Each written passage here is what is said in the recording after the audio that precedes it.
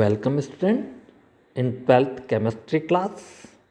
तो objective solutions के लिए अब हम इनऑर्गेनिक केमिस्ट्री के ही अपने नेक्स्ट चैप्टर नंबर 7 पर आ रहे हैं, P block elements. P block elements से रिलेटेड ऑब्जेक्टिव के लिए शुरू करते हैं। अब पहला क्वेश्चन है, चूज द राइट ऑप्शन। उसमें पहला, nitrogen does not form pentahalide because of, इसके कुछ ऑप्शन दे रखे हैं। It is small in size, it is its ionisation energy is to be high, its electronegativity is high, और no empty D orbital is to be available. Okay, as you know, PCl5 phosphorus pentachloride, but you never see about NCl5। NCl5 नहीं हो सकता। Why?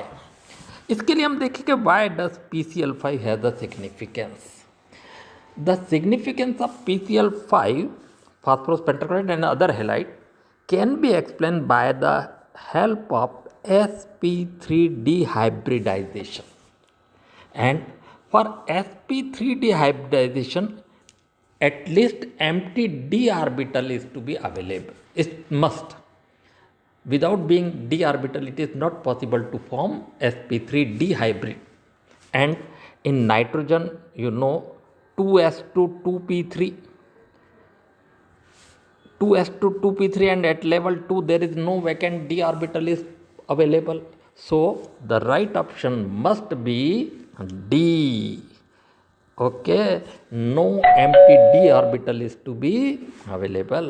Okay, देखते हैं next. Which among the given element does not show allotropic? आपको पता है phosphorus के कई एलोट्रोपिक फॉर्म हैं, कार्बन के भी, सल्फर के भी, यानी ये तो हो ही नहीं सकते। तो फिर क्या हो सकता है? नाइट्रोजन। नाइट्रोजन के कोई एलोट्रोपिक फॉर्म अवेलेबल नहीं है। थर्ड देखते हैं, which among the given halogen oxidation number is always 1? Fluorine. Fluorine has highest electronegativity, highest value of electronegativity. So electronegativity highest है, so it can accept only one electron. So its oxidation is always be, one oxidation is to be possible. So its oxidation is 1. यानी कि इसका जो right option होगा that will be ए, है ना, ए इसका सही ऑप्शन होगा। ओके, आगे देखते हैं। Which among the given inert gas octet is not to be complete? Helium, neon, argon और क्रिप्टॉन। देखिए, हीलियम का एटॉमिक नंबर ही 2 है। हाँ, 2 है तो इसके आउटर मोस्ट शेल में तो ओनली 2 इलेक्ट्रॉन रहेंगे। अब 2 इलेक्ट्रॉन में भी हम कहते हैं ऑक्टेट कंप्लीट है, जबकि इलेक्ट्रॉन तो 2 ही हैं। So it's right option is A. A ऐसा है जिसका ऑक्टेट कंप्लीट नहीं है फिर भी इनर्ट गैस है। Okay, which among given one of strong acid, इनमें से स्ट्रॉन्ग एसिड कौन है? HF, HCl, HBr और HI। इन halogen group as we move downward to the periodic group, उसकी पीरियोडिक टेबल में जो ग्रुप है ग्रुप 17, उसमें हम अगर डाउनवर्ड मूव करें, देन हेलोजन की हाइड्रोजन रिलीज करने की जो टेंडेंसी वो इंक्रीज होगी। अब हाइड्रोजन इंक्रीज करने की टेंडेंसी रिलीज होगी, मतलब more and more hydrogen ion are to be release, और जो हाइड्रोजन आयन देगा वो आर्हेनियस प्रिंसिपल है कि वो एसिड होगा, तो यानी सबसे अच्छा एसिड इसमें डी यानी HI होगा। आगे देखते हैं, which among the given halogen to B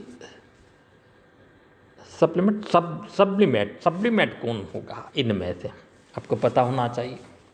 देखिए, आयोडीन के सेपरेशन, अगर में कोई मिक्सचर फॉर्म होता है तो आयोडीन के सेपरेशन के लिए हम सब्लिमेशन मेथड ही यूज़ करते हैं। इन्वर्टेड फनल रखते हैं और सब्लिमेशन फनल से इसको मेथड से इसको रिपीट करते हैं, यानी कि सब्लिमेशन हो जाता है, means direct solid to gaseous state में कन्वर्ट होता है। So it's right option is D.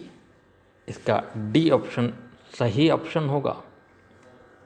आगे देखते हैं, which among given inert gas used as a advertisement purpose. जी हाँ, ऑर्गन, नियॉन, हीलियम के क्सिनॉन।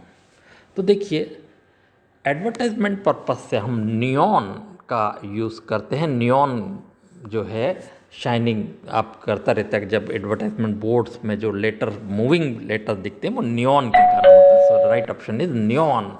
ओके, अब आगे बढ़ते हैं। नेक्स्ट आता है फिल इन द ब्लैंक्स, और उसमें पहला है the yellow colour of nitrogen is due to. आखिर येलो कलर किसके कारण होता है? नाइट्रोजन डाइऑक्साइड NO2 के कारण। NO2 के कारण ही नाइट्रिक एसिड HNO3 में येलो कलर मिलता है। Used as a refrigerating agent. देखिए, रेफ्रिजरेटिंग एजेंट में हम लिक्विड नाइट्रोजन भी करते हैं, फ्रियॉन्स भी रेफ्रिजरेटिंग एजेंट के रूप में काम करती हैं। बट चैप्टर अभी चूँकि नाइट्रोजन और एलिमेंट से रिलेटेड है, तो इससे लग रहा है कि यहाँ पर हमें लिक्विड नाइट्रोजन लिखना चाहिए। तो डाइनाइट्रोजन, लिक्विड डाइनाइट्रोजन गैस जो है वो यहाँ पर आएगी। ओके, आगे देखते हैं। Sulphur dioxide can convert colored object into colorless object. This process is called, what is called? Bleaching action. That is bleaching. तो ब्लीचिंग एक्शन है जिसमें ऐसा होता है कलर्ड ऑब्जेक्ट जो है कलरलेस ऑब्जेक्ट में कन्वर्ट हो जाते हैं। आगे देखते हैं। Gas is use to filled in tyres of aircraft because of light weight. Naturally helium gas अपने लाइट वेट के कारण टायर में, स्पेशली एयरक्राफ्ट के जो बोइंग एयरक्राफ्ट हैं उनमें हम फिलअप करते हैं। Is a radio active inert gas. कौन सी ऐसी जो रेडियो एक्टिव भी है, इनर्ट भी है? तो ग्रुप 18 को अगर हम देखें तो as we move down the group then radioactivity कहाँ होगी? लास्ट में होगी। लास्ट कौन सा है? रेडॉन। तो रेडॉन जो होगा वो एक रेडियो एक्टिव एलिमेंट है। सो हमें यहाँ पर रेडॉन लिखना है। अगला है the magnetic property of inert gases. Inert gases की कौन सी है? नेचुरली इसकी पैरामैग्नेटिक जो है प्रॉपर्टीज़ हैं, पैरामैग्नेटिक प्रॉपर्टीज़ इनमें होती हैं, यानी कि पेयर्ड इलेक्ट्रॉन्स मिलते हैं, इसलिए पैरामैग्नेटिक इसकी प्रॉपर्टीज़ होगी। ओके, आगे देखते हैं। अगला आता है match the match the group 15, group 16, group 17, group 18 एक तरफ लिखा है, जबकि दूसरी तरफ इनर्ट गैस, हैलोजन, पिकोजन एंड कैल्कोजन लिखा है। आपको पता है ग्रुप 18 तो कम से कम इनर्ट गैस है, ग्रुप 17 हैलोजन है, ग्रुप 16 कैल्कोजन है, तो फिर ग्रुप 15 क्या होंगे? पिकोजन्स होंगी। तो ग्रुप 15 जो है पिकोजन्स होंगी। तो इस प्रकार से ये ऑब्जेक्टिव के आपके सही आंसर हो गए। दूसरा भी दे रखा है इसमें, एक तरफ लिखा है ब्लीचिंग पाउडर, एक तरफ लॉफिंग गैस, एक तरफ radio active element of group 17, एक तरफ लिखा है the gas filled in bulb. Okay, निश्चित रूप से ब्लीचिंग पाउडर जो है CaOCl2 फार्मूला है इसका।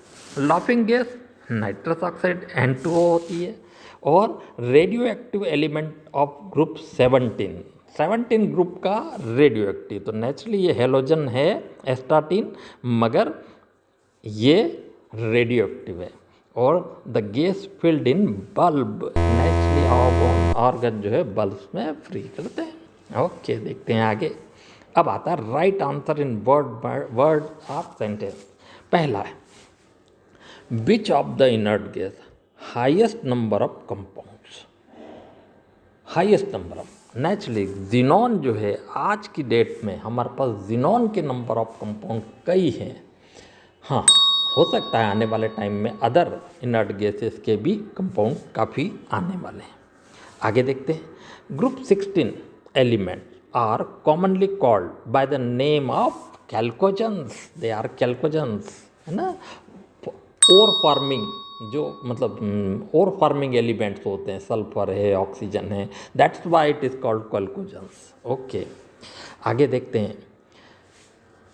Right the name of radioactive halogen. Halogen भी हो और radioactive, that is astatine, AT इसका सिंबल है, तो astatine. Which of the substance use to dry the ammonia. Naturally helium हम इसके लिए यूज़ करते हैं। हीलियम जो है अमोनिया को ड्राई करने के लिए यूज़ किया जाता है। Write the name of compounds which form by the reaction of two different halogen. Okay, देखिए सेम हेलोजन से एटम से मॉलिक्यूल बनेगा, बट डिफरेंट एटम से भी बन सकता है मॉलिक्यूल। एक्चुअली डिफरेंट एटम से बन रहा है इसलिए कंपाउंड होना चाहिए, but because of internally halogens gives the compound, so they are called interhalogen compounds। तो हम इन्हें interhalogen compounds कहते हैं। बस इसी के साथ आपके ऑब्जेक्टिव क्वेश्चन फिनिश होते हैं।